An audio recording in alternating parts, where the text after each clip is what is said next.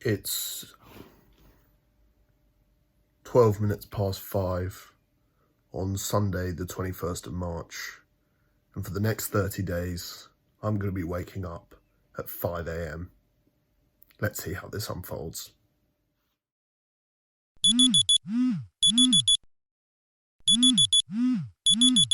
Waking up early is probably the most stereotypical productivity trick that we get offered. We're told that to be successful you need to get up early and be raring to go for the day. Some of the most successful people in the world swear by it, Tim Cook and Oprah Winfrey to name a couple, but it's not a one-size-fits-all option, as it often seems to be. Different people have different times of peak performance, and while early mornings offer fewer distractions and have some correlation to success due to being more hardwired into the stereotypical corporate timescales, there's a chance you're not biologically programmed for it. However, I like to find out from experience, and I want to see as many of the highs and lows of these early wake-ups as I can. So, here's some of the experiences I had during my 30 days of waking up at 5 a.m.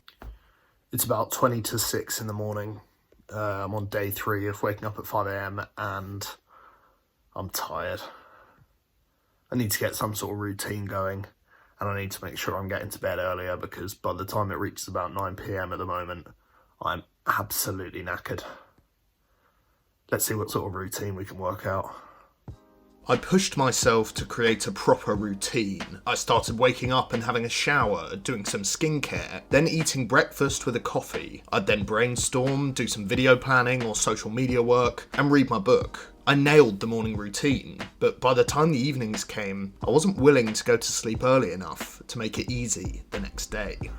One day I'm not going to go to bed at bang on 10 p.m. and I'm going to get more than 7 hours sleep during this month. I'm knackered. Shower will wake me up. Fortunately, my showers did incredible things for waking me up, as they were ice cold. But that's a video for the future. And with that said, in high spirits, I got to the end of my first week. So I've made it to the end of week 1, and to be honest, I've sort of acclimatised to waking up this early. I've actually really enjoyed the mornings because they do seem so productive. And once I'm up, I've eaten a proper breakfast, had a coffee, it just feels like I can get more done. It also breaks up the day quite nicely. The fact that I've got from 5 a.m. till 9 a.m. before I start work, to do unfold work, to read a book, to eat a proper breakfast, it just makes me feel like I'm all ready for the day, which beforehand I was rolling out of bed at 8:45 to start work at 9, which means you're basically not awake until about 11. The trade-off though is the fact that the evenings are really difficult to cope with. I'm incredibly tired when it gets to sort of 6, 7 o'clock. If I ever want to do unfold work after I've finished my day job, it's particularly difficult because I am so tired. And it also means that the food I've been making has been worse. I haven't been putting as much time and effort into cooking because I've been so knackered. I think learning to make sure I go to bed before 10 p.m. instead of bang on means that I can maximise the amount of sleep I get. I don't need to necessarily worry about fitting into when is too early to go to sleep. I just need to do what's best for me. But I guess that's something that will come with a few more weeks of doing this challenge. The second week continued relatively as planned, routine intact and working hard. Then Easter time came, and as I headed south, it all came crashing down.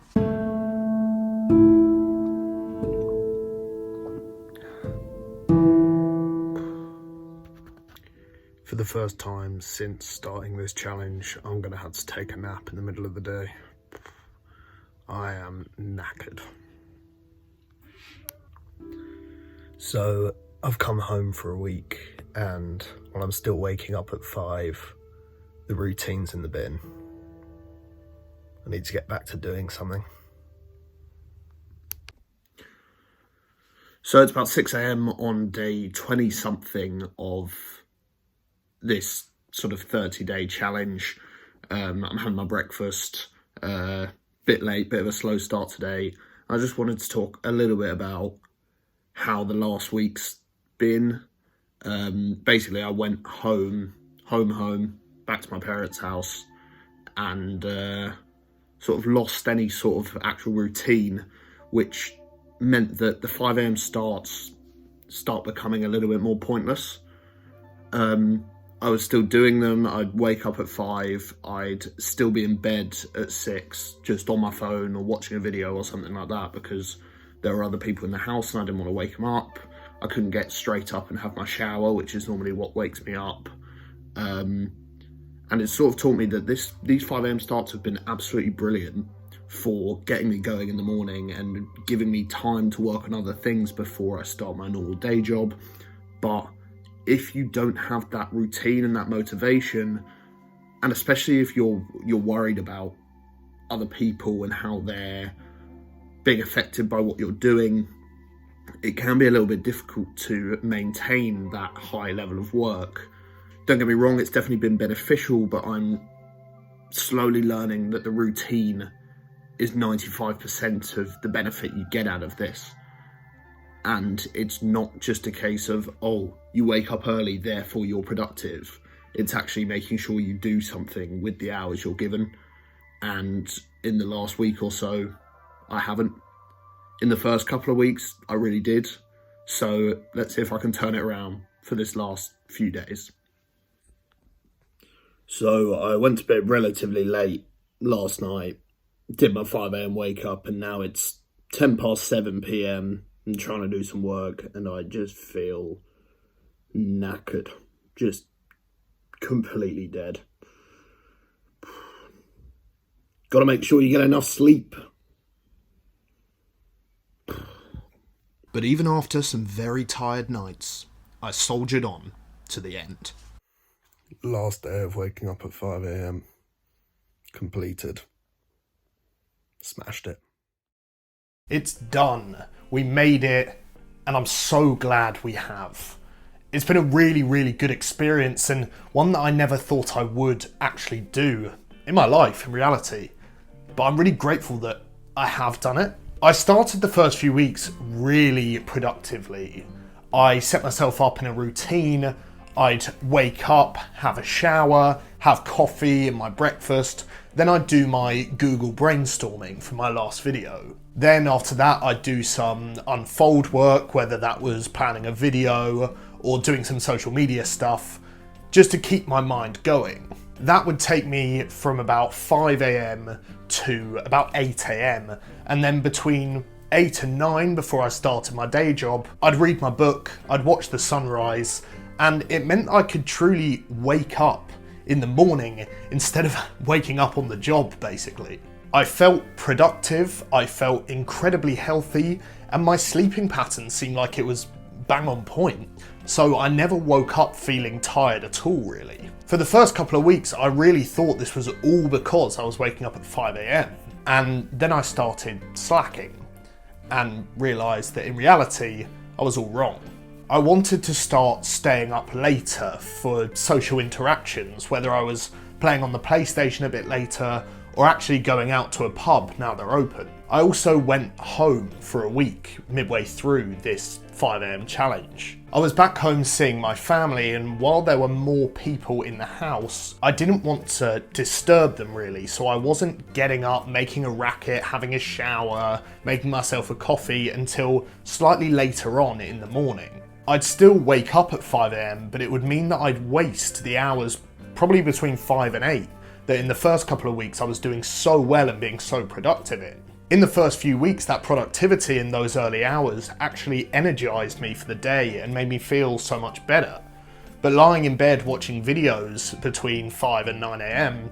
just sapped the life out of me, really. I started needing naps during the day. I started feeling absolutely drained by the end of the day. And I ended up hitting a bit of a rut. Basically just waking up at 5 a.m. for the sake of finishing the challenge instead of actually getting any productivity gains from it. I ended up really struggling to get back into that initial routine, and that practically lasted all the way up until the end of the 30 days. It's really hard to get back into that mindset and that day-to-day routine once you fall out of it. So I definitely saw the light and dark sides of waking up at 5 a.m. And here's what I think is the most important thing for you to take away from my experience. You can basically take two parts when you wake up at 5 a.m. You can wake up, shower, be motivated, be productive, and get yourself in a routine, and it's worth all of the pain that it might initially cause you. Or you can wake up at 5 a.m. for the sake of it, just because it seems like it's gonna make you productive, and you can waste those hours in the day and feel knackered by it. The key to waking up early and making it worthwhile for you, whether it's 4, 5, 6 a.m, is to get yourself in a routine that energizes you, motivates you, and makes you really want to crack on with work from the start. I'm going to keep trying to do this as much as possible. I'm going to try and get myself back into that routine. I urge you to give it a go, because even though it might not initially scream that it's for you, you might not be a stereotypical morning person, you might find that once you're in a routine, it does a lot for you. I'd be really interested to hear how it's affected other people. So if you've tried it before or you're going to try it, leave a comment, because I want to hear your experience. I really hope you enjoyed watching this video. If you did, like the video and consider subscribing to the Unfold channel. I do loads of videos like this, and I'm looking to do more 30-day challenges surrounding productivity specifically. Thank you so much for watching, and I hope to see you all very, very soon.